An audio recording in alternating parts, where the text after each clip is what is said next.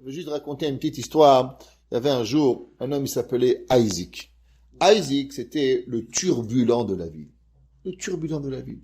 Quand il était petit, à partir qu'il avait 6-7 ans, tu allais dans la rue à minuit du soir, Isaac était en train de faire une bêtise.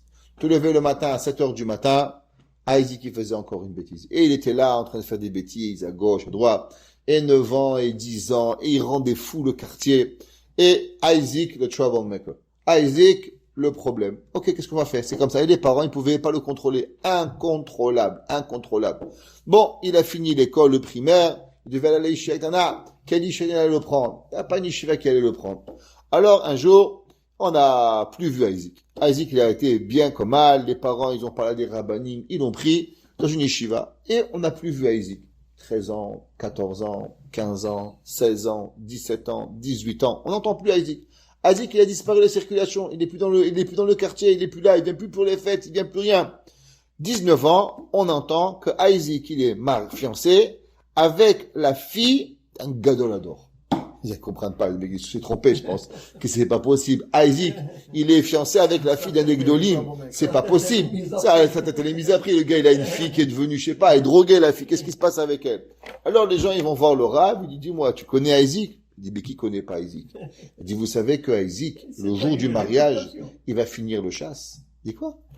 Il dit, Isaac, il connaît le chasse, non seulement Gemara, Rashi, Tosfot, Rishonim. Isaac, il est le meilleur bachor de yeshiva. Toute la ville, elle n'arrive pas à croire. Toute la ville ne comprend pas. Isaac, il finit le chasse. Mais Isaac, il cassait les fenêtres, Isaac. Isaac, c'était le monstre du village. Tov. Alors, il arrive, il y avait un de ses copains qui était avec lui. Il dit, il faut que je vous demande. Et il attend, et un jour, il voit Isaac. Et il dit à Isaac, dis-moi la vérité. C'est une blague, toute cette histoire. Tu connais pas le chasse? Il dit, oui, je connais le chasse. Bémet, je connais le chasse. J'ai fini, Gmara, Rachid, Tosfot, Rishonim. Il dit, moi, comment tu passais du brigand à connaître le chasse? Comment t'as commencé? Et il te racontait l'histoire. Je suis rentré à Yeshiva Tana. Et quand je suis arrivé à la Yeshiva, un soir, je sais pas pourquoi, tout le monde il a fini vite. Moi, je faisais rien à la Yeshiva, je glandais. Et je sais pas pourquoi j'ai ouvert une Gemara. Et dès que j'ai ouvert une Gemara, à ce moment-là, le Rosh Yeshiva, il est rentré. Et le Rosh Yeshiva, il m'a dit, waouh, Isaac, incroyable. Après le Seder, tu étudies la Torah? Waouh, tu es le seul bachor du Beth Midrash. Mais moi, en vérité, je suis pas. Moi, j'avais pas ouvert la Gemara, ça faisait 2 mois. C'est pas vrai. Mais, comme le Rav, il m'a fait un compliment, j'ai décidé de continuer à étudier quelques minutes. Donc, j'ai étudié. Quand j'ai étudié, j'ai vu une petite question. Le lendemain matin, au cours, j'ai demandé aux questions à Rav. Le Rav, il dit, waouh, regardez les enfants. Ça, c'est quand on étudie le soir après le Seder. Regardez Isaac. Isaac, il a posé une question du Pnei Yoshua. J'ai écouté que moi, j'ai posé la question du Pnei Yoshua. J'arrivais pas à croire. Je me suis dit, c'est pas moi, il se trompe d'enfant. C'est pas moi, je peux pas poser une question du Pnei Yoshua. Et le Rav m'a dit, oui, amène le Pnei Yoshua. Et il a posé la question. Et il a répondu. Dès qu'il a fini le cours, 3 élèves sont venus me voir. Isaac, tu veux faire Chavruta avec moi? Mais jamais personne ne m'a parlé. Tout le monde, toute ma vie, m'a rejeté. Toute ma vie, ils voulaient juste les parents, ils disaient, parle pas à Isaac, fréquente pas Isaac, éloigne-toi de Isaac, ou toi Isaac. Ce qu'ils disaient. Et le lendemain soir, je suis resté au Beth Midrash. Et quand je suis resté au Beth Midrash, le Rav, il est encore venu. Et ce jour-là, qu'est-ce que j'ai vu? J'ai vu un garçon qui était à côté de moi.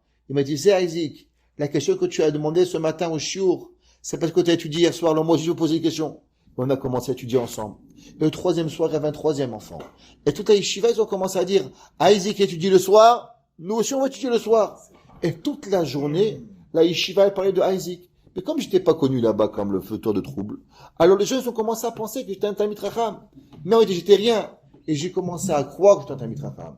Et doucement, doucement, j'ai commencé à finir une Masechet. Et une 2e Masechet. Et une 3e Masechet. Je sais qu'à la fin, c'est Béhémet, je vais finir le chasse. Et tout ça, c'est à cause d'un compliment. Un compliment que j'ai reçu une fois dans ma vie, alors automatiquement, ça a changé ma vie. Ma vie a été changée. C'est ce qui ramène le Rav Zilberstein dans la paracha de cette semaine. Ça veut dire que l'homme, c'est vrai, il doit voir ce qui manque. C'est vrai, mais on a dit vendredi.